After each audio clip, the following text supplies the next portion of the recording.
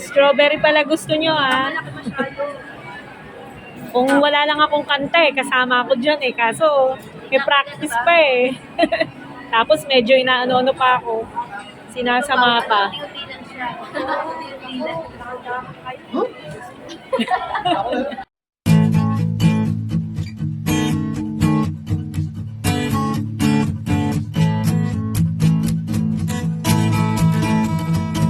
Good morning, guys! Happy Thursday! Today's Thursday, November 23.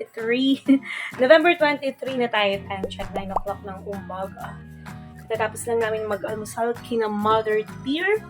So, maghuhugas muna ako nitong mga naiwang kalat ng mga bagets. Magpa-carwash tayo today. Punta ako sa kabilang bahay. Kailangan ko maglinis. Itong mga gagawin ko. Bigay ko rin tong natirang pagkain dun sa aso sa kabila. Kay Spike.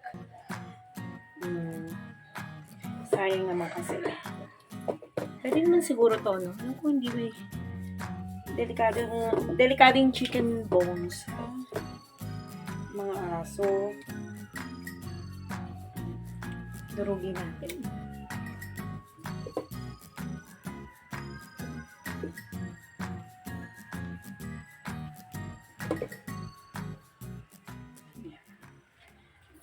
Gusto muna tayo ng kamay.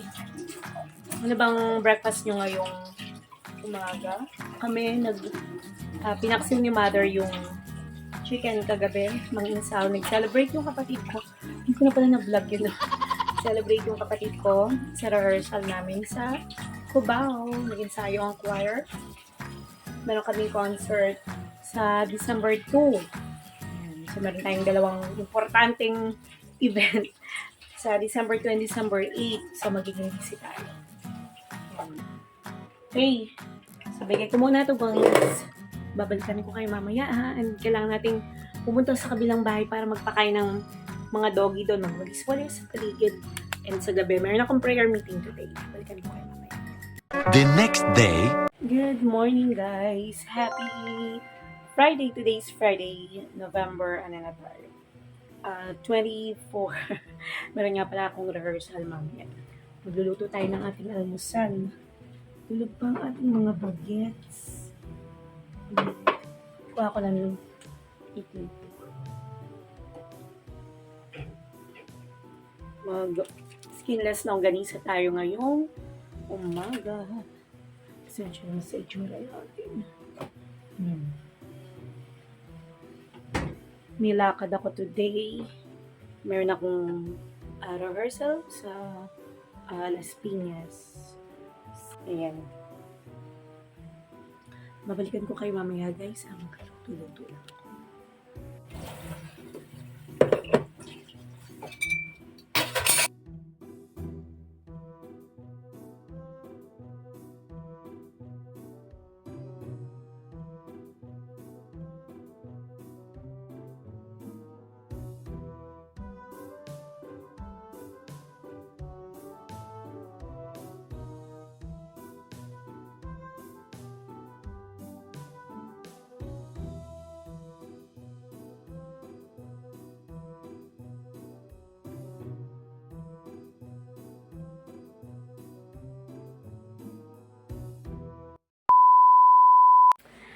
Ngayon, katatapos ko lang mag-record, guys, ng ating sharing time.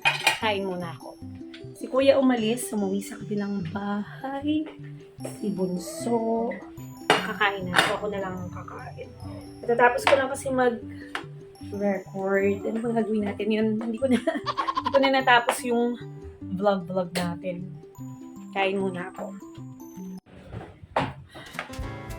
Kain tayo.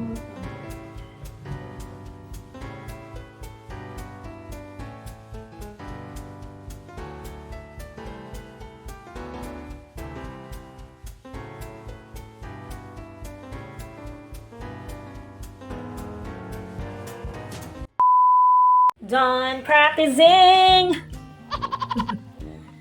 Practice tayo. Car wash muna. Basta tayo mag-practice, guys. Time check.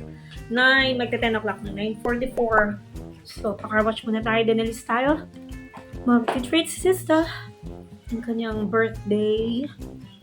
Mask muna tayo. Mask muna tayo dyan sa kabilang kanto. Doble ko yung mask. Feeling ko ang bilis kasi yung isa. Wow! Woo! Ito tayong ballsing, yes! Maplema! Ano bang kailangan natin dalhin? Wala namang kailangan dalhin. Pa-car wash muna ako! Oo, hindi natin kailangan i-lock. Wait lang.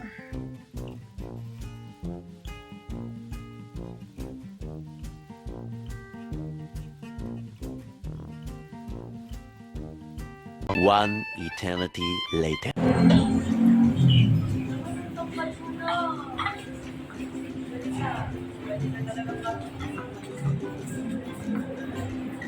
Sabihin mo nga.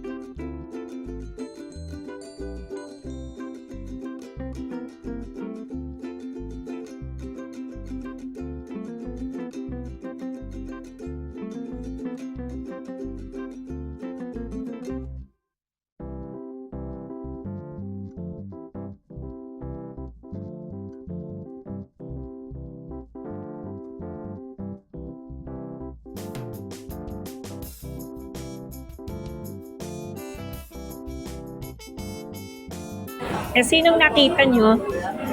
Sinong nakita nyo? Si Miguelitz.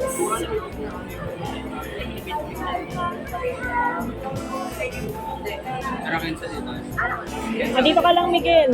Dito ka lang. Ayun o. Tama-tama daan mo. Tama-tama daan mo. Kay Tita Teng. Tita.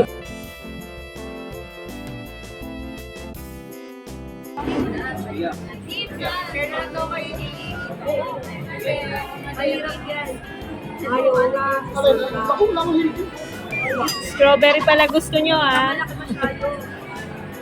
Kung wala lang akong kanta eh, kasama ako dyan eh. Kaso, may practice pa eh. Tapos medyo inaano-ano pa ako. Sinasama pa.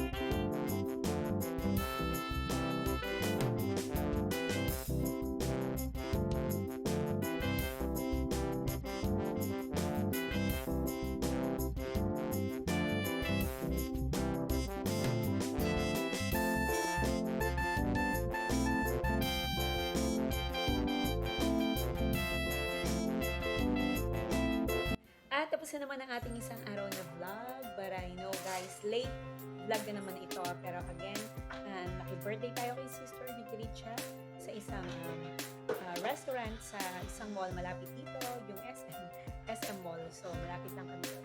Nag-birthday, maraming ganap. So, marami naman tayong na-accomplish ngayong araw na to. Naging productive, naging masaya kasama ang buong pamilya. So, kami ay talagang happy kapag nagsasama-sama lalo ng mga bagets, mga bata. So again, salute sa ating mga OFWs, tatay, nanay, lolo, lola, tito, tita na patuloy na nagtatrabaho at sumusuporta sa kanilang mga anak para mabigyan ng magandang kinabukasan. Salute po sa inyo lahat. Nawa kayo ay patuloy nagabayan ng ating Panginoong Diyos sa inyong pang-araw-araw na buhay. Ingat po. See you later. A few moments later.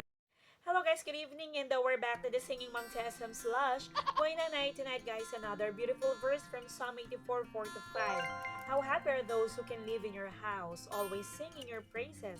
How happy are those who are strong in the Lord. God wants us to have a happy, joyful life. Pero syempre, hindi naman ibig sabihin nun that we will be perfectly happy all the time. Merong mga pagkakataon, merong mga araw when things will go wrong and we won't feel so great. When that happens, guys, we can make the choice to be strong and trust in the Lord. If we can hold on when things are not going so well, bago pa man natin malaman yon, things will turn around. Kapag nakakaramdam tayo ng lungkot o nakakaramdam tayo ng pagod, remember guys that each new day is a gift from God. Make it the very best day we can. God is with us every day. Kaya naman, let's thank Him for today and all the wonderful things He has done for us. Alright, so from Psalm 84:4-5, how happy are those who can live in your house, always singing your praises. How happy are those who are strong in the Lord. Thank you guys for your time. Thank you for watching the Singing Mom to SM Slush.